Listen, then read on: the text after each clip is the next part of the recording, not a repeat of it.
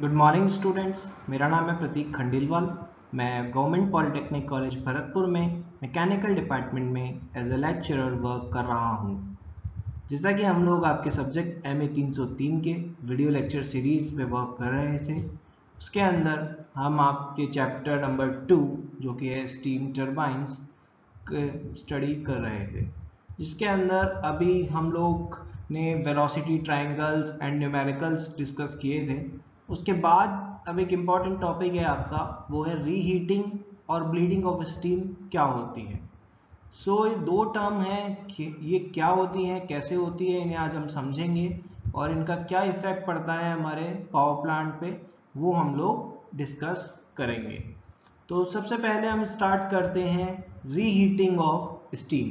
देखिए, नाम से ही क्लियर है कि रीहीटिंग मीन्स हम लोग दोबारा हीट कर रहे हैं। अब हीट करेंगे किसको? स्टीम को ही करेंगे, ऑब्वियस सी बात है।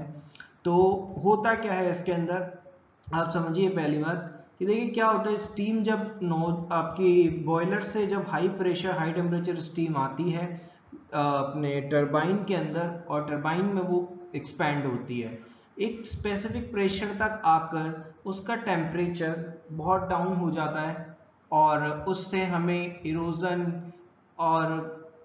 इरोजन या फिर ब्लेड के डिग्रेड होने की पॉसिबिलिटी रहती है। तो उसके लिए हमें क्या करते हैं कि हम स्टीम को एक प्रेशर तक एक्सपैंड करते हैं, देन उसे वापस हम लोग बॉयलर में लेकर जाते हैं। एक रीहीटर होता है, उसके अंदर हम लोग जो बॉयलर से ही इनकॉर्पोरेट रहता है, और उसके अंदर हम इसे ले जाके दोबारा हीट करते हैं हायर टेम्परेचर तक। देन अगेन हम लोग इसे टरबाइन में लेकर आते हैं हाई टेम्परेचर पे, एंड देन इसे एक्सपेंड हम लोग करते हैं। तो इस प्रोसेस को हम लोग बोलते हैं रीहीटिंग ऑफ स्टीम। और मेन पर्पस जो मैंने आपको बताया वो क्या था? क्वालिटी ऑफ स्टीम को इम्प्रूव करना। क्वालिटी का क्या मतलब है? स्टीम की क्वालिटी का मतलब है उसका ड्राइनेस फ्रैक्शन। ड्राइनेस फ्रैक्शन उसका जितना ज़्यादा होगा उतनी वो बढ़िया स्टीम होगी। क्यों? क्योंकि अगर उसमें वाटर ड्रॉपलेट्स या वाटर वेपर के पार्टिकल्स अगर उसमें होंगे तो वो हमारे स्टीम ब्लेड जो टरबाइन ब्लेड्स हैं उसे इरोड करेंगे, और उससे हमारी एफिशिएंसी को फर्क पड़ेगा। सो ये आपको एक बेसिक आइडिया मैंने दिया है रीहीटिंग ऑफ स्टीम का।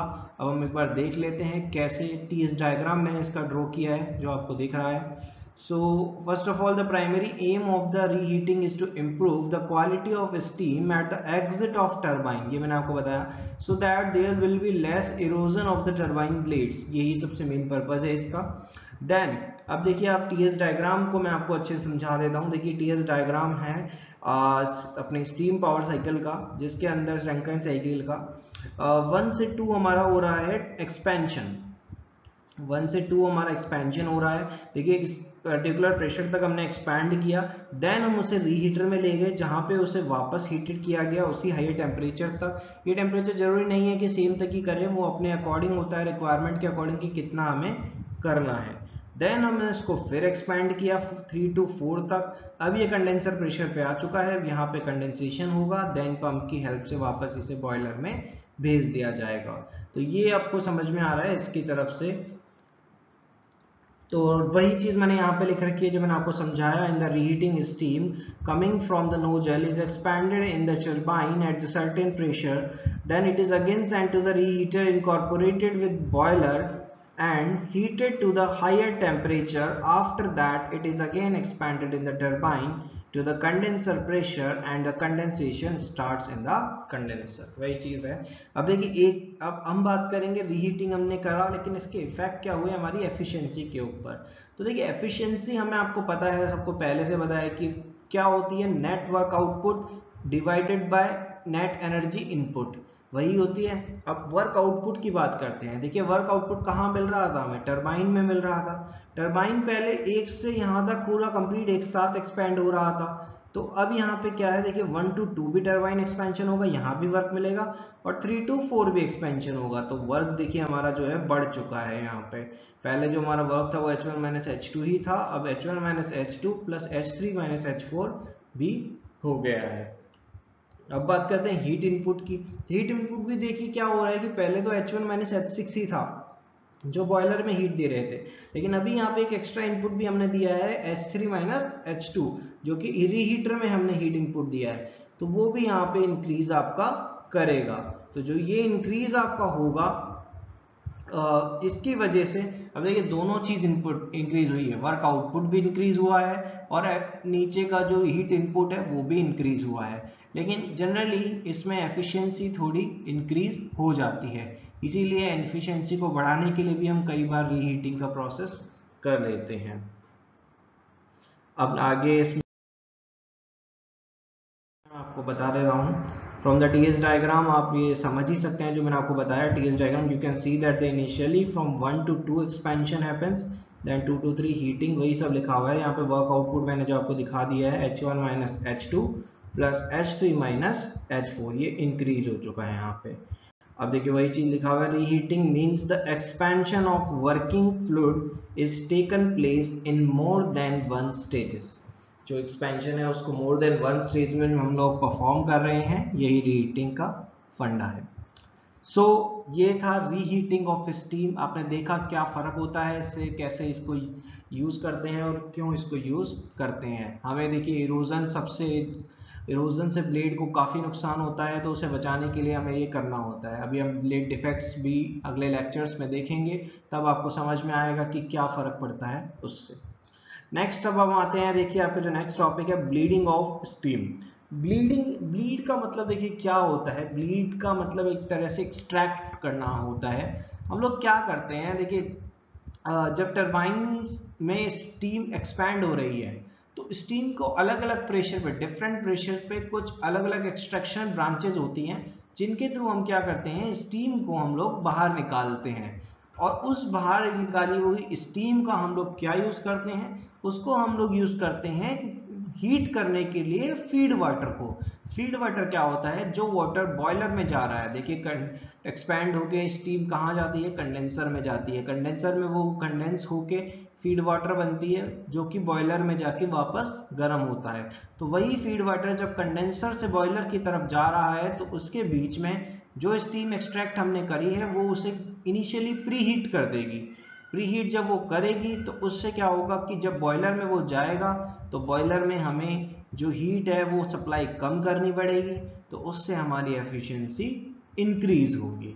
तो ये है ब्लीडिंग का कॉन्सेप्ट। वही चीज मैंने आपको नोट कर रखी है, आप एक बार देख लीजिए। In this process, steam which is expanding in the turbine is taken out at different pressures, and from this steam feed water is heated, which is going to the boiler. Hence, in the boiler we need less heat input, hence the efficiency of the plant increases with the bleeding of steam. यही basic concept है इसका। बाकी हम TS diagram की help से और अच्छे से इसे देखते हैं कि कैसे। देखिए ये है टीएस डायग्राम हमारा, आप देख सकते हैं वही चीज है।